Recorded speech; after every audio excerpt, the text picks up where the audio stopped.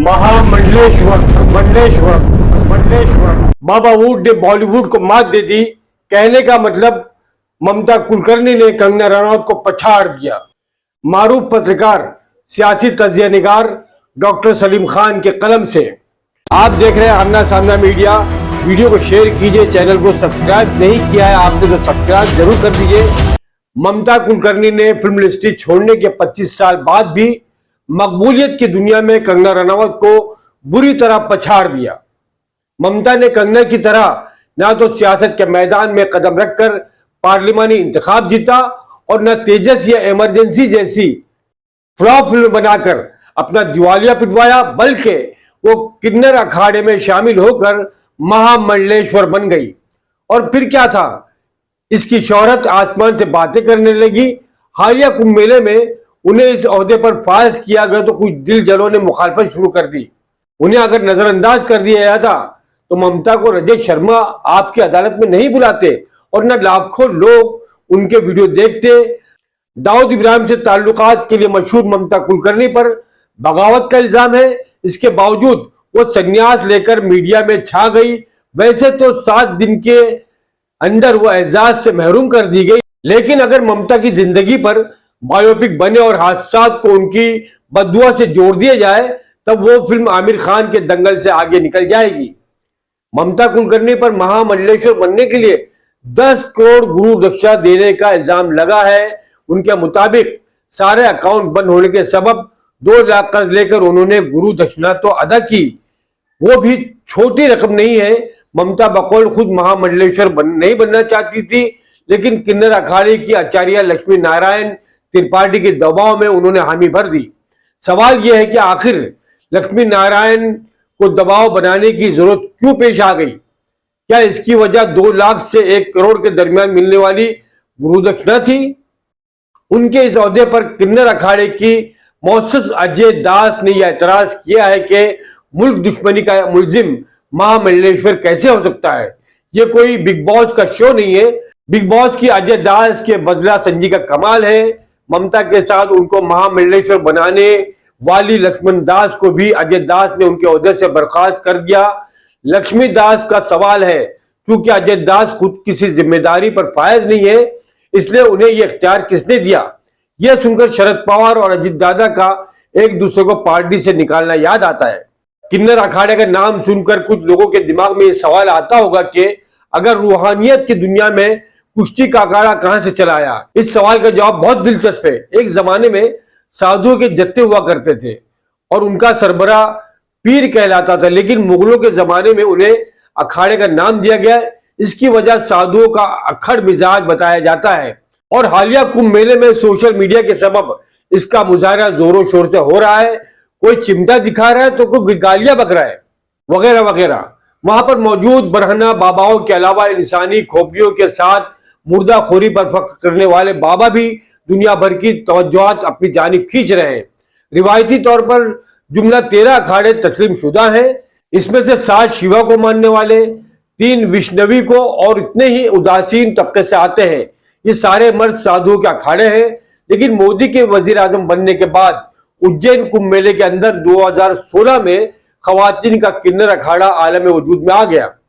अखाड़ों का कुल हिंद विफाक अखाड़ा परिषद हुनूस किन्नर अखाड़े का मुखालिफ है, इसलिए उसे मंजूरी नहीं मिली, बल्कि स्नान की इजाजत पर भी एतराज हुआ तो उसने जूना अखाड़ा की झेली अखाड़े के तौर पर काम करने की राह निकाली। 2019 के अंदर मुनक्किद होने वाले कुंभ मेले में दूसरे अखाड़ों की मानिंद इसका भी पेशवाई शाहना जुलूस निकला।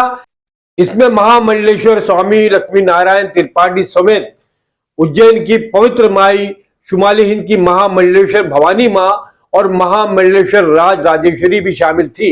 इलाहाबाद के कुंभ मेले में तो सबसे ज्यादा इसी अखाड़े की चर्चा है।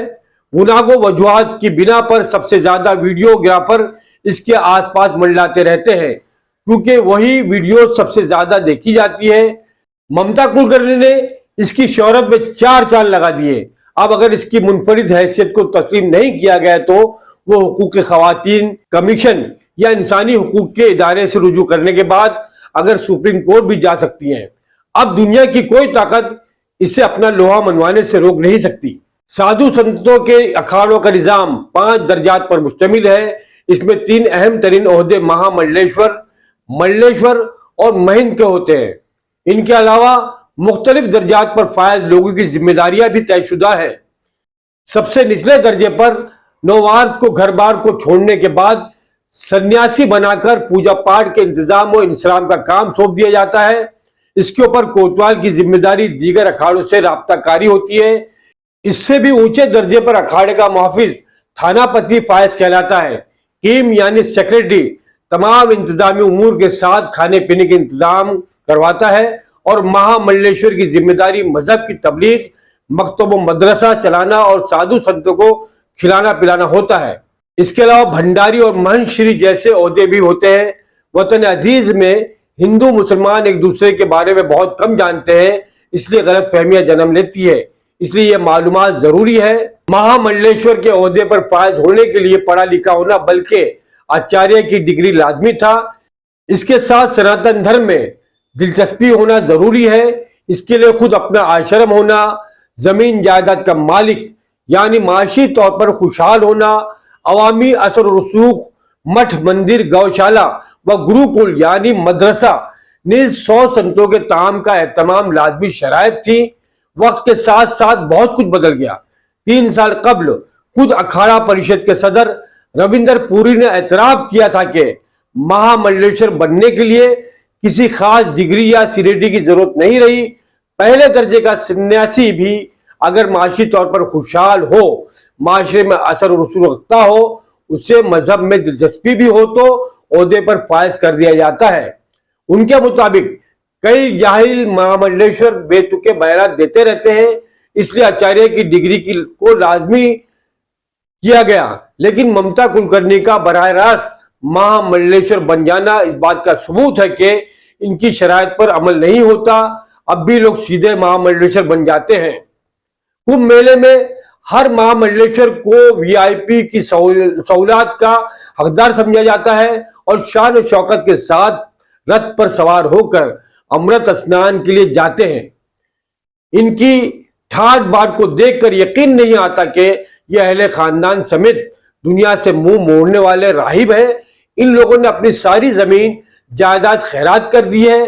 पिछले साल मई में निर्जनी अखाड़े के महंत सर्वेश्वर आनंद पुरी महाराज ने महामंडलेश्वर मंदाकनी पर आचार्य महामंडलेश्वर बनाने का झांसा देकर 8.5 लाख रुपए ऐंठने का इल्जाम लगाया।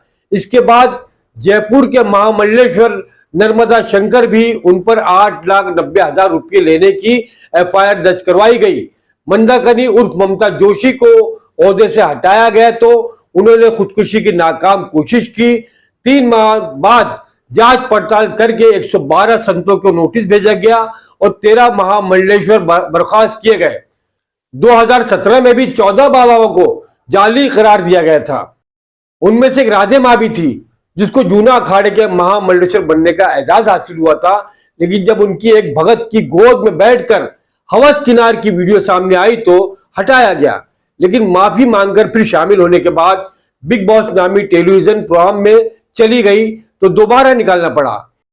इन बदनाम लोगों में से एक दीपक त्यागी ने रूस से इंजीनियरिंग की तालीम मुकम्मल करने के बाद मास्को और लंदन में मुलाजमत के बाद यती नरसंगानंद बन गया।